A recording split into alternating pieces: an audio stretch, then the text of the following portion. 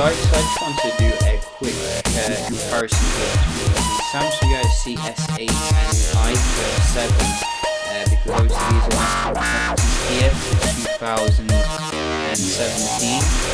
We have also charged both of them to 100%. I think the S8 has lost a point already in terms of the battery, so you can see how the battery endurance is holding here with the two phones. We're going to first boot them at the same time. Fresh boots up here. Again. You can see how they power down. Let's stop them up at the same time when they shut down. It does take the iPhone quite a while to shut down usually, so just do a little bit. And start them up. Go.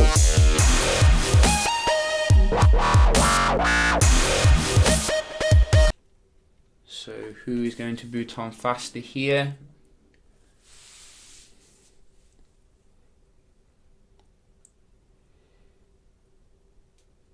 Oh, so iPhone 7 is still faster here than the latest Samsung when it comes to the boot up. Very nice performance here from Apple, gotta say.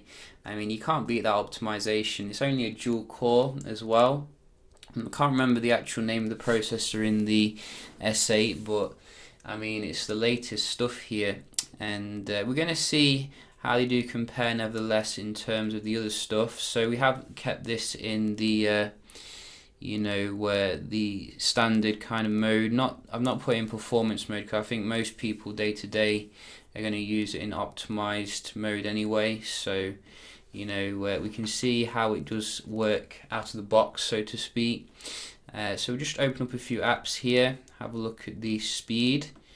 So 1 to the iPhone there, 2 to the iPhone, and let's try some others here. Another 1 to the iPhone there. Very nice and snappy performance. Oh, the Samsung struck back then. That was 3-1. I did see that. Similar for that. Similar for that.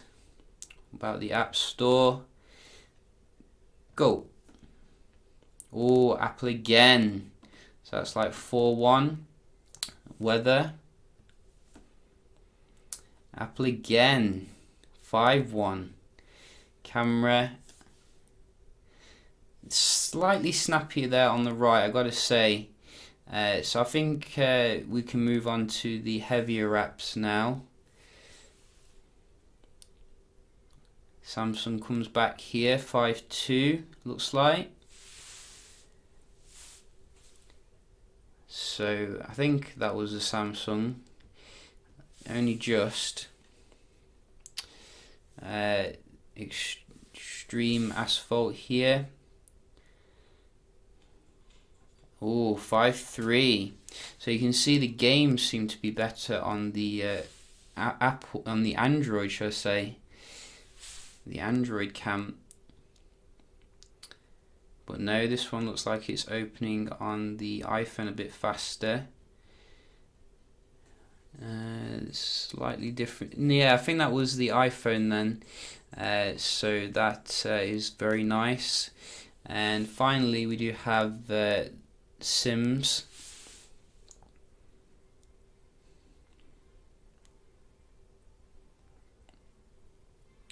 Again, iPhone here. So 2-2 to the games, but you can see overall I think the iPhone has won the speed test in terms of your day-to-day apps. We're going to check out the Wi-Fi performance as well. A lot of people like to see that. So we'll start with the iPhone.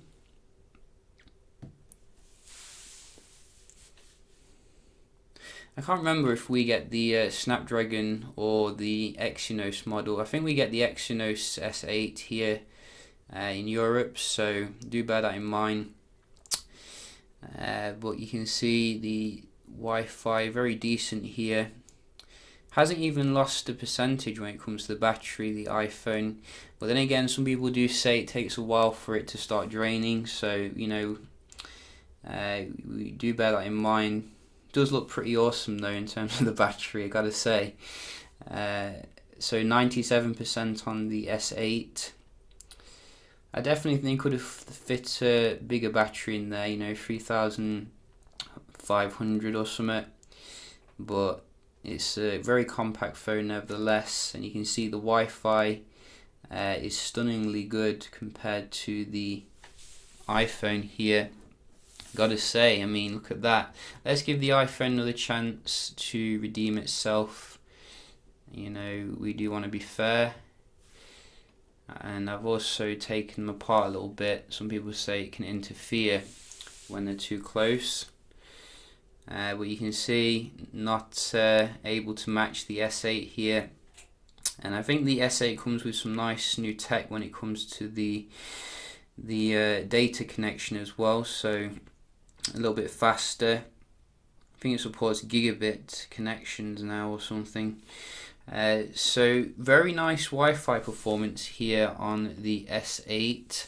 We're going to check out as well some page loads, because that's like your day-to-day kind of usage, real world. Whoops, let's try that again. So let's go to Google and let's go.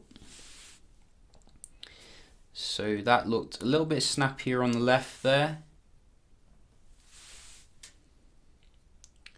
I have cleared the cache on both of them, and you know, the history, etc. So you can see it looks like the iPhone's loaded this a little bit faster here. You know, I gotta say, I mean, that was very incredible performance on the iPhone in terms of loading the pictures, etc.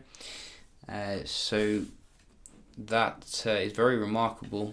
Let's just zoom in a little bit here so you can see.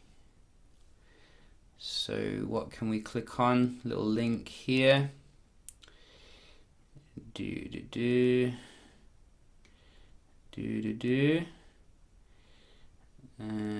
Which one shall we click on? Let's doesn't seem to be anything good news today, everything bad news. Let's just click on something interesting. So the Samsung a little bit snappier there. What about another one? GSM Arena. And go. Samsung again here. So you can see, I think Samsung does have its own browser, and that means that it can, you know, increase the performance, like the optimization, which is good. And we're just doing one more here. Apple coming back for the Verge. So I think that's 2-1 to the iPhone here, which is very surprising, gotta say. Maybe it's the screen resolution. Obviously it's not the highest on the iPhone, but very nice performance. You gotta give it to Apple here. Finally, we're just gonna have a look at the multitasking, see if the latest Samsung can handle the RAM.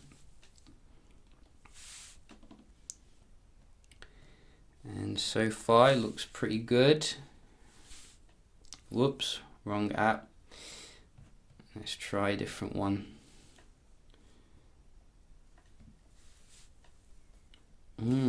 So quite similar here, gotta say. Not a huge difference in terms of the, you know, these basic apps. And which one can we try? This one. Yeah, so not any reloading, which is good. About the camera, gotta get a quick snap of something.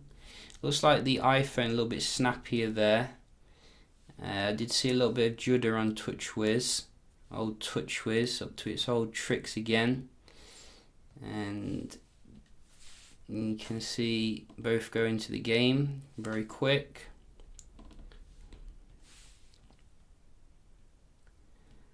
Yeah, this one. A little bit of judder again on the Samsung.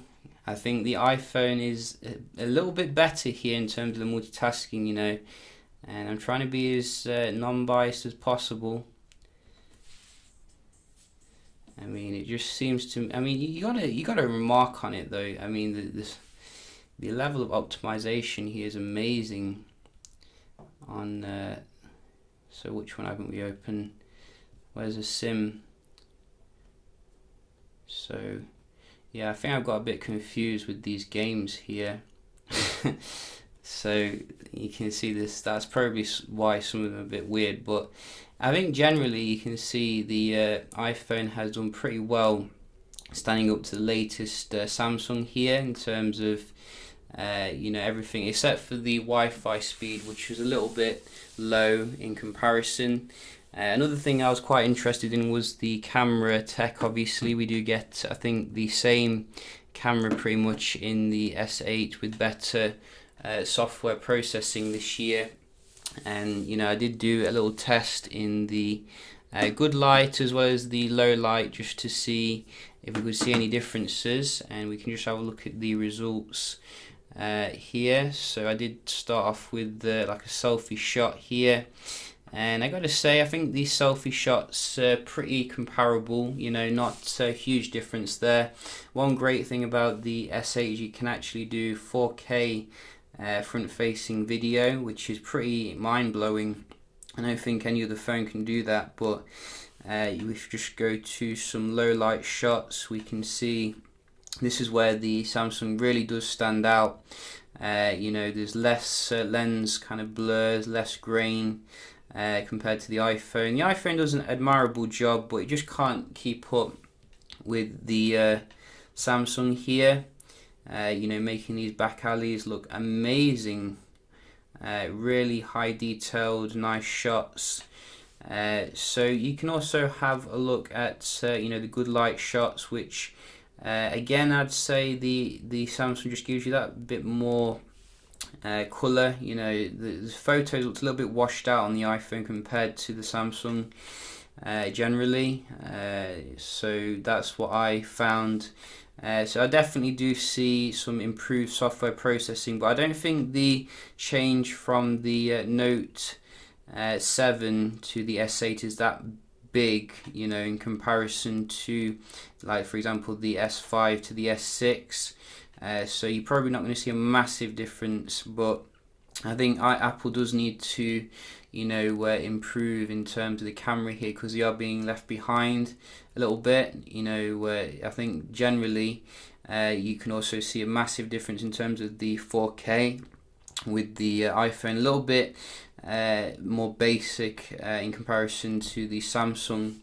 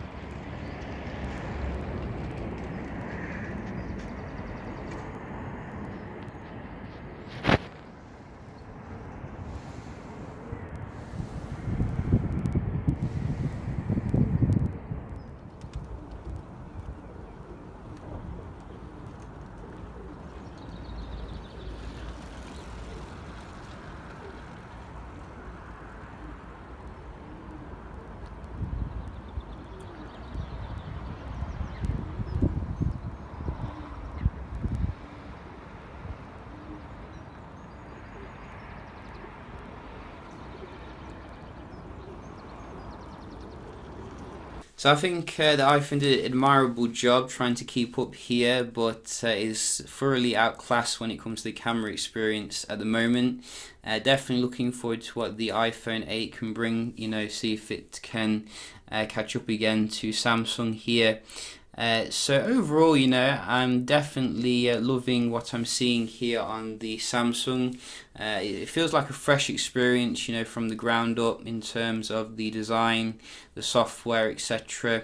But you can see the raw performance still can't match iOS here. It still can't match Apple, what it's bringing to the table day to day, and that's despite having the latest processor, more RAM, etc. So they definitely could work on that. In every other capacity though, in terms of the screen, in terms of the form factor here, this phone just completely kills the iPhone at the moment, in my opinion. It's just no comparison. We've seen some leaked kind of photos of the iPhone 8 which look like they're going to actually make a massive change to design, which I think is basically pressure from Samsung, forcing this change, because they can't go on with this, like 720p display when you've got beautiful devices coming out like this from Samsung at the end of the day. So really digging, what the S8 is bringing to the table here. We'll be doing some other comparisons as well with some other phones like the LG G6, etc. So do stay tuned for that. Hope you found this one helpful, and I'll see you in the next one. Cheers.